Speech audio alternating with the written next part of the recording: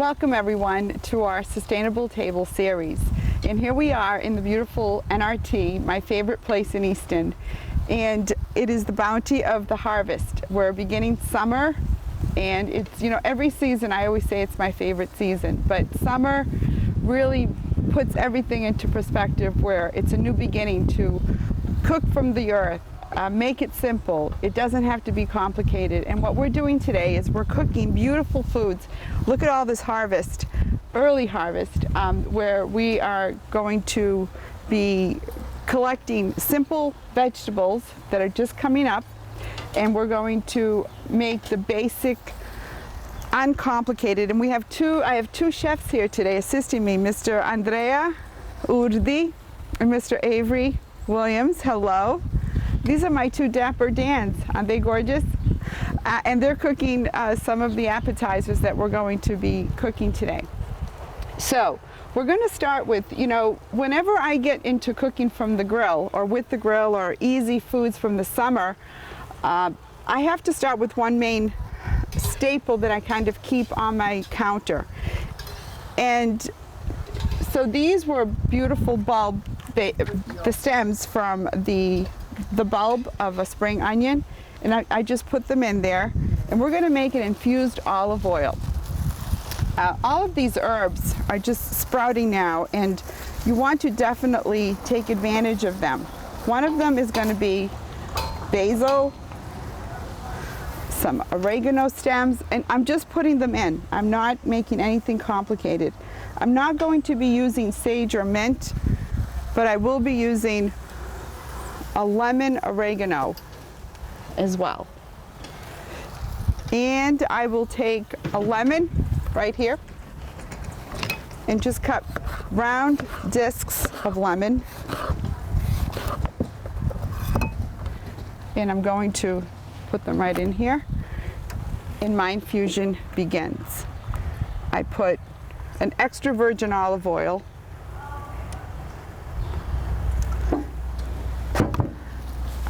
and then I put a lighter, it's 100% pure olive oil, Calavita, of course. It's one of my favorites. And this is going to be my staple oil that I will be using throughout all of the series. Now in that, I'm going to add some pepper flakes. These are just peppers that I dried. And that's pretty much it. It's just going to be an infusion. It's going to sit, and there's my oil that I'll be using throughout the whole series. Okay, so these are your traditional cucumbers, and I guess they're ample this year because of so much rain that we've had. I like to leave a little bit of the skin of a cucumber. I just like that very earthiness to it. And I'm going to make a bruschetta salad that we're going to have with that yummy bread with our infused olive oil that Mr. Williams is cooking up with Andre. I mean, this is a great way to begin an easy supper. It's easy entertaining. When you entertain, invite your friends, your guests to help you, because everybody wants to be a part of the meal. When I open up a cucumber and I see this much seed, this is what I do. I take it right out because I don't like to eat the seed. Very simple. Cut it right through the center, and we're going to take some of that seed. It's just wet pulp, and it really doesn't really taste that good. And then I'm going to simply, nothing is to be perfect. I want it to be rustic. And to our bruschetta, to the other cucumber. And you see the seed? So what we're going to do is we're going to take it out. Done. See?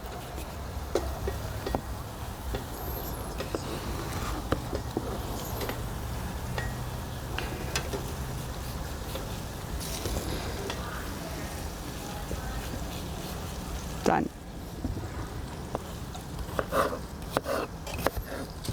I want it to be chunky and rustic.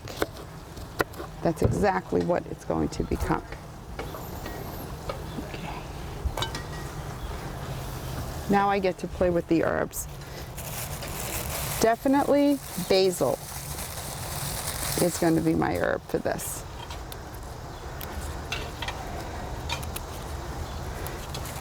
And you know, just cutting it, open it up. See the stem? It's going to go right in there into my oil. I want that infusion to be as strong as popular. So we're going to take it.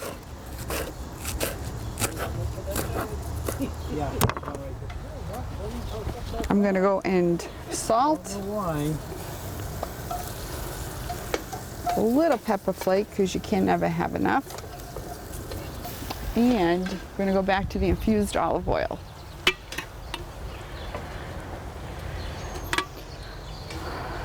I will add some fresh oregano to this because oregano and tomatoes just kind of, with basil, are hand in hand.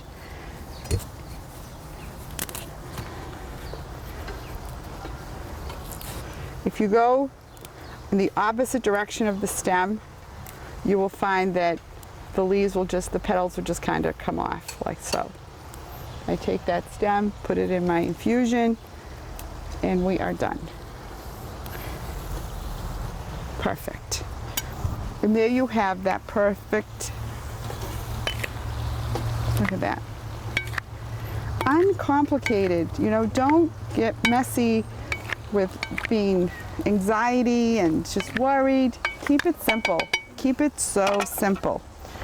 The only thing I'm going to do to this is add a little more oil because I want my guests to dunk their bread. You know, the vegetables are mostly water, so as they sit and bloom, some water will come out, and guess what? It now becomes a liquidy flavor, like almost a sauce, and you can dunk your bread in it, and it's absolutely spectacular. So here we go. We're going to get to plate it on our table. And we also put in some potatoes. They were pan fried. There's something to be said for potatoes when they're fried outside, outdoors. It always tastes better. So Susan's friend, Susan, what was your friend's name that had the potatoes? Maria. Maria. Thank you, Maria, for your beautiful potatoes. And, you know, we left the skin on. They're so, I mean, I wish you could just, you know, through the magic of TV, just come and feel how fresh they feel.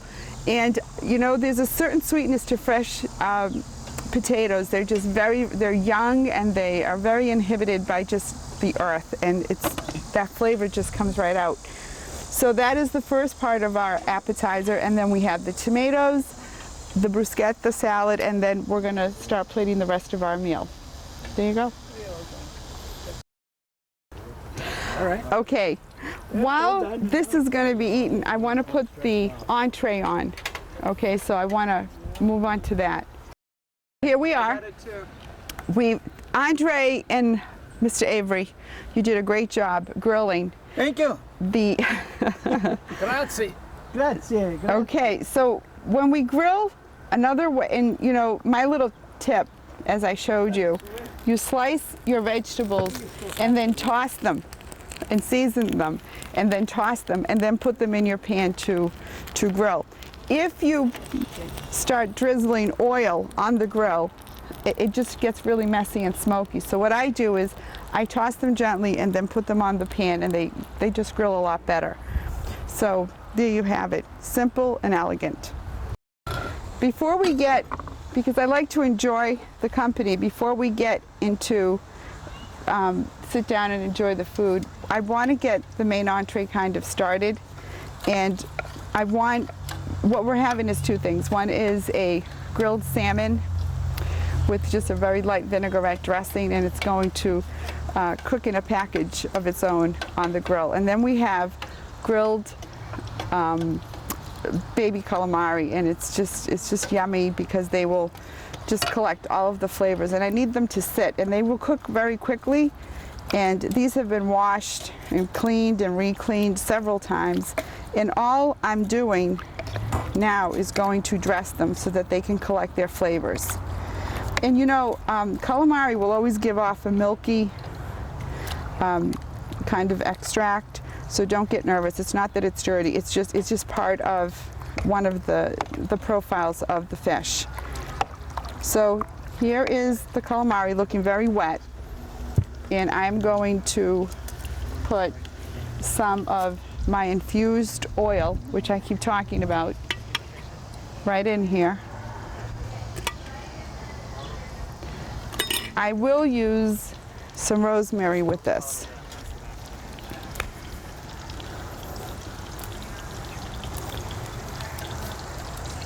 That bottle. Yeah. And I will use some parsley. That mango. Good. Okay.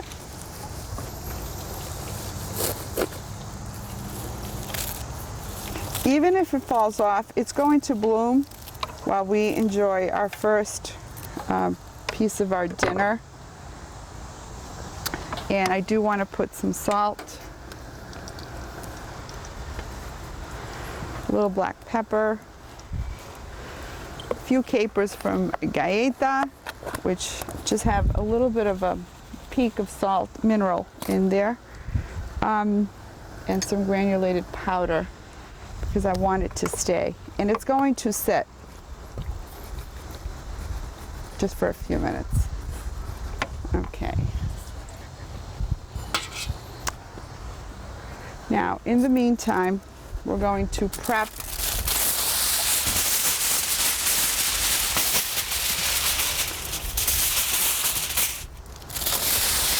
the salmon. Skin down, okay? And I'm going to, it's already just been washed and it's just been sitting. And I'm going to put a little bit of the vinegar, balsamic vinegar, the infused olive oil. We're going to put some sprigs of rosemary,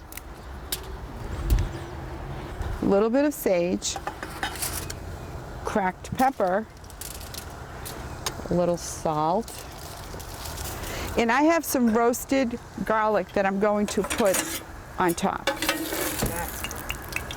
Look at this. Put the roasted garlic right on top.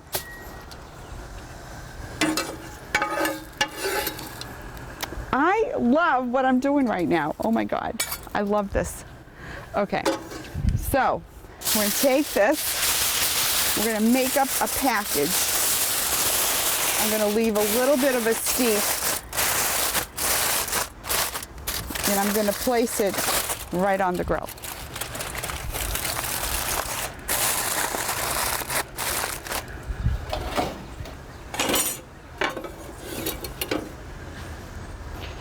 Now, I just want to see how quickly this will cook.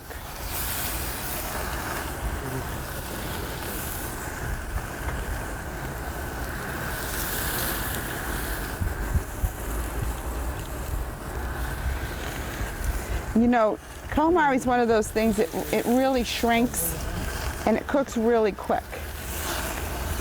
So we don't want it on there too long. You almost want it to be wet, very wet.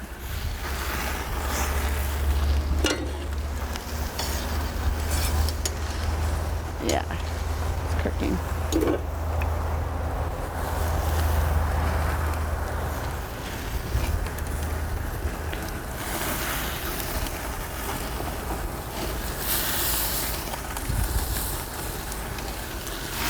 Beautiful.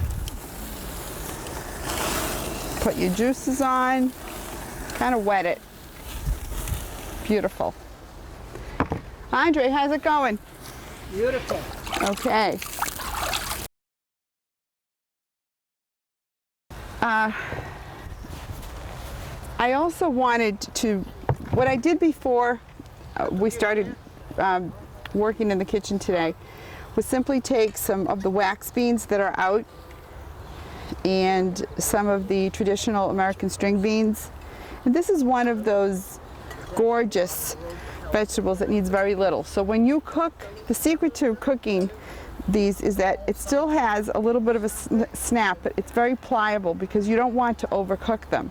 And I always take a lemon and just leave it in the water, and I use plenty of water, and I do put a little bit of salt in the water so that it gives it that flavor. It kind of opens up the whole profile of the string bean comes to life. So having said all of this, we're going to take a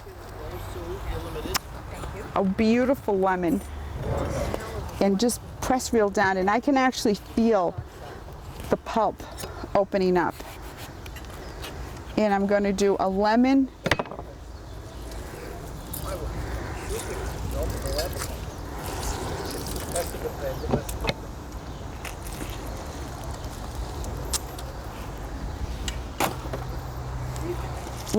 and oil dressing. And it's not going to be a vinaigrette, it's just going to be oil.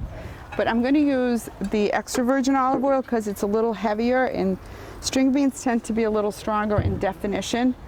I will use mint with string beans because it's kind of one of the spices that complements the string bean. And I'm going to put a little bit of white balsamic vinegar, one of my blends that I do. If you could smell the aroma of the squid, the calamari just smells so good. Okay, and a little bit of balsamic, and we're done. Here we go.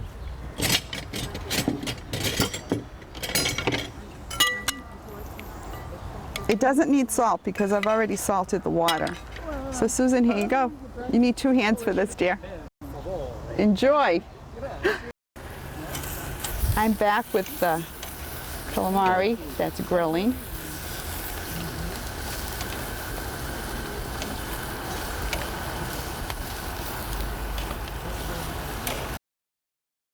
Look at this. Take a picture of this. It's beautiful how it's cooking. Put the garlic down.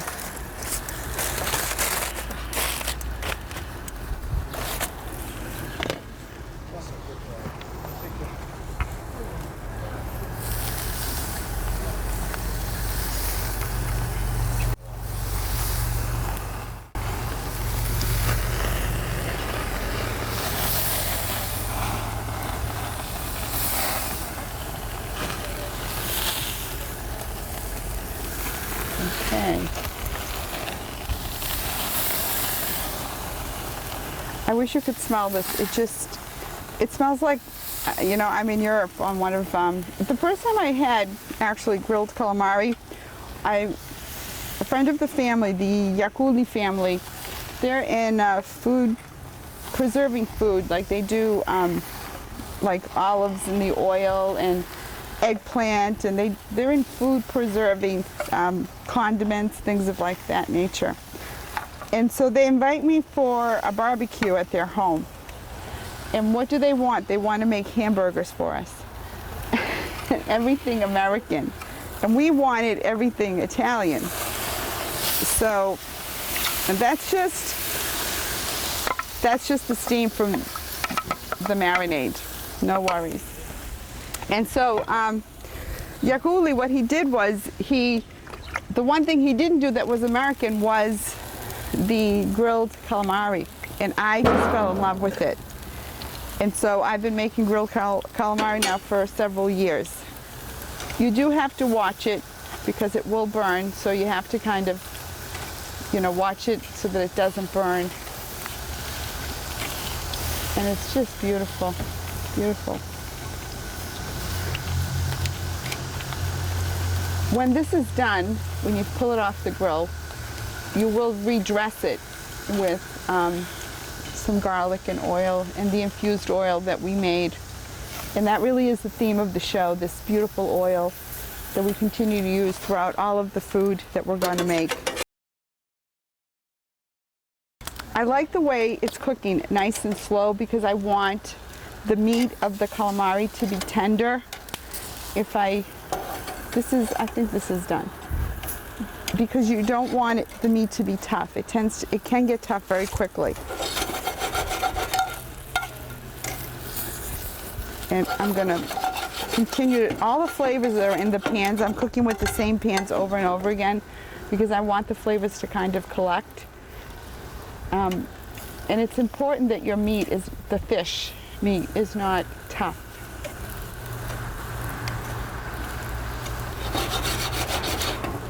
We're doing okay. All right. We are ready to now finish the kale. So we have kale, we have Russian kale, which is the red. We have traditional green, Swiss chard with roasted garlic. And we're going to add fresh pasta. Some garlic and parsley. A little red pepper flake. A little more olive oil, just to dress. A little bit of black cracked pepper, and we're going to toss.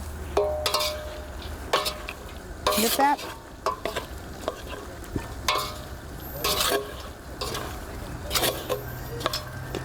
Two pounds of Swiss chard to 1 pound of pasta is the formula I use.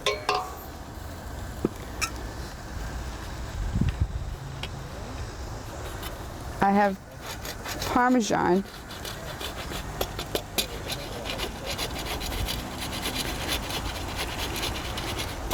And you know, it's important to let your cheese come to room temperature so that it kind of blooms and mellows. If it's too hard, it tends to be a little more, the solids haven't really come to room temperature. So you want your cheese to come to room temperature. We don't have much trouble today because of the heat, but I'll tell you that the flavor will definitely come out from this Parmesan.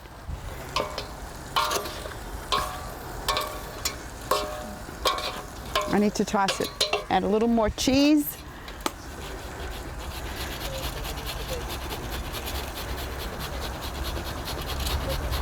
Very good.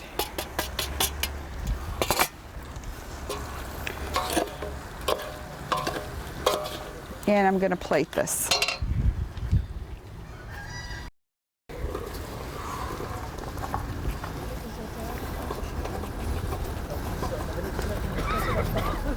There you go. Beautiful.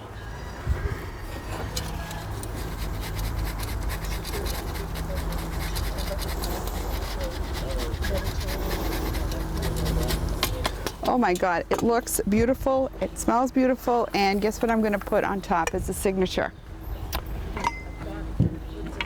Our infused oil. Look at this. Beautiful.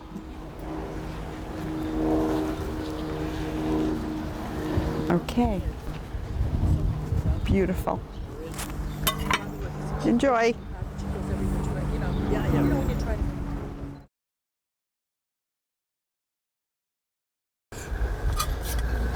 So what I'm doing here is I'm going to make the base to the calamari that's going to be coming out soon. Again, I'm going to squeeze and push the lemon.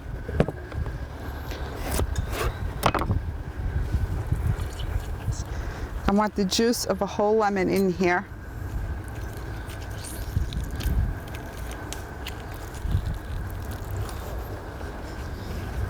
Compost.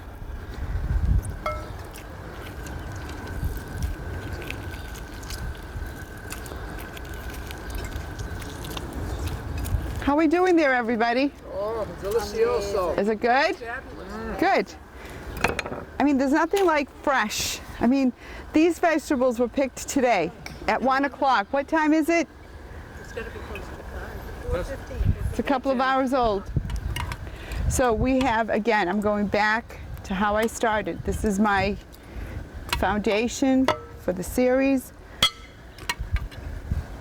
Yummy.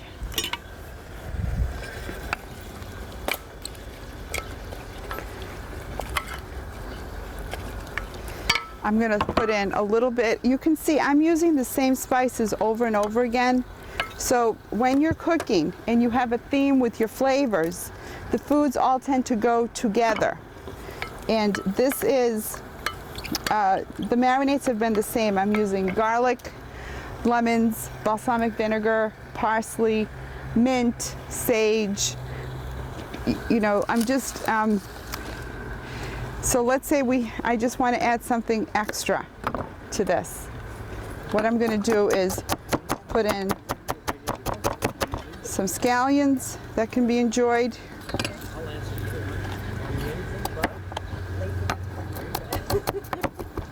Cut very low. Put that right in. And we just added a little zing of onion, fresh field onions to that. Okay.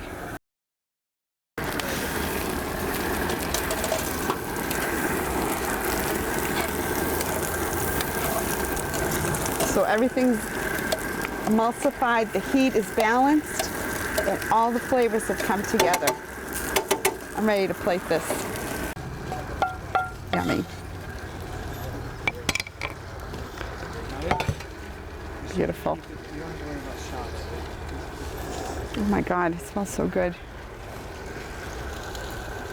Beautiful. There we go. Good job. Mangoes this time of the year are very available, and you know, a friend of mine told me a long time ago, if you wanted your mango to ripen quicker, to put it in like a bag with flour in it. And I thought, that's crazy. Guess what? It works. And so when I don't have them ripe as I need them for a recipe, I will put them in a container with flour, and in a couple of days they're fully ripened. Very good. One piece of garlic is excellent, isn't it? Very good. So this is going to be a mango, just it's mango chunks with an orange liqueur that's going to accompany the salmon.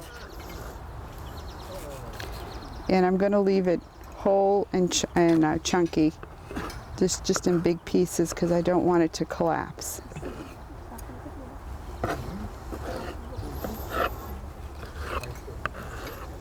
It will have a little bit of butter in it and the orange liqueur. Okay, so.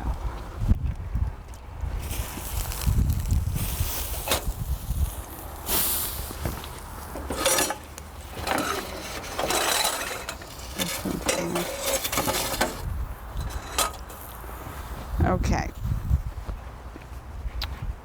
going to use a little bit of butter. Couple of tablespoons of butter to 2 mangoes. So it's about 1 tablespoon per mango of butter. And I have the Grand Marnier. I would have loved Grand Marnier. Okay, let's see if we can up.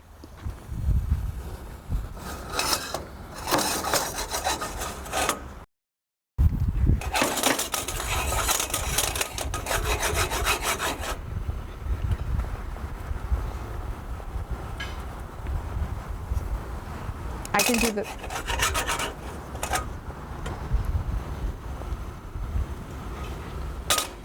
Okay. A little bit of the Grand Marnier. And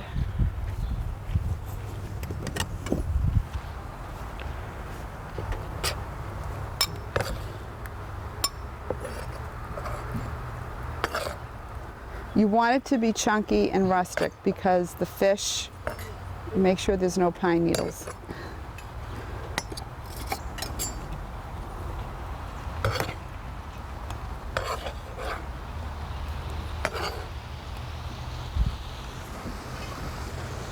There you go. The mango.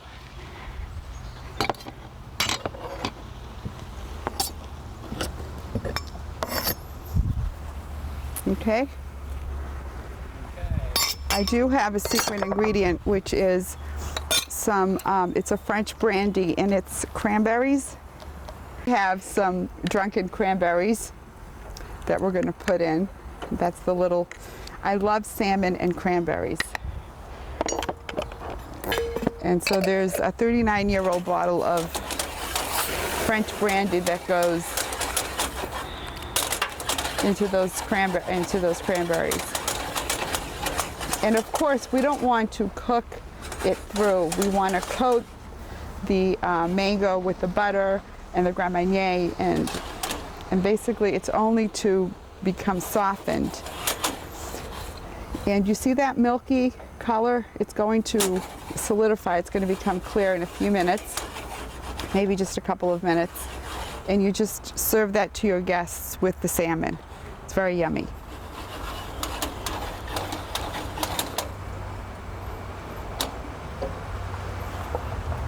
So that liquid is done. It talks to me because it changes color. That piece won't come out. We're getting ready for them to enjoy that with their poached salmon on the grill. Tablespoons of butter in each pan, and let it actually burn on purpose. And then we put in some of our pantry spirited raisins, which we've shown you in our previous series. And this is just raisins in brandy and little bottles, you know, bottles that have a little bit of extra, and I just kind of put it all into one jar, and it just steeps, and then the raisin plumps up. So you can see the alcohol is,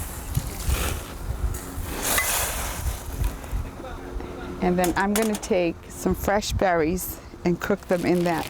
I have some blueberries.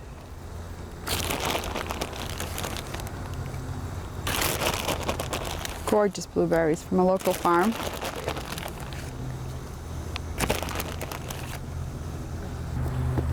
I'm going to do something a little bit different. I want my strawberries to stay whole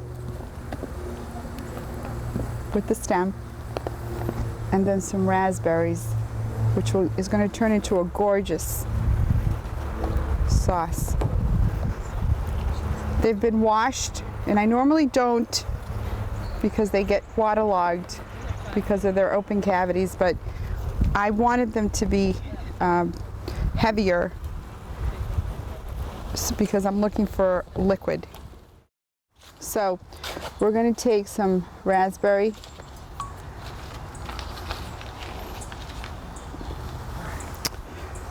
and I'm going to take, I think we'll take a little bit of rum raisin. Okay. I'm simply going to take a little bit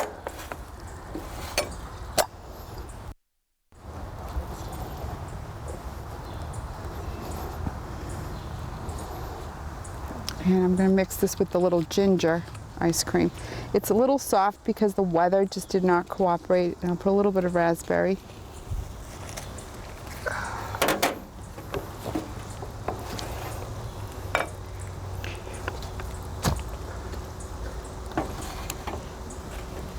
Grazie. Grazie, grazie. Like my guest. Good.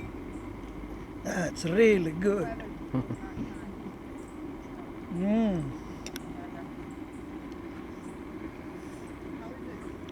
Paradise. I hope that you've enjoyed cooking here at NRT. It's kind of messy, but it's cooking out in the open. It's using ingredients that were picked a couple of hours ago. I think if I had one message for today, it's simply to not be afraid, to kind of let go of all the rules and let things be what they will be.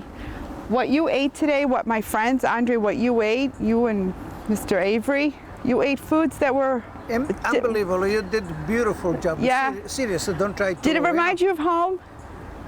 Well, They remind you like the farms in Italy and Sicily. Yes, it you know, reminds me of home. simple.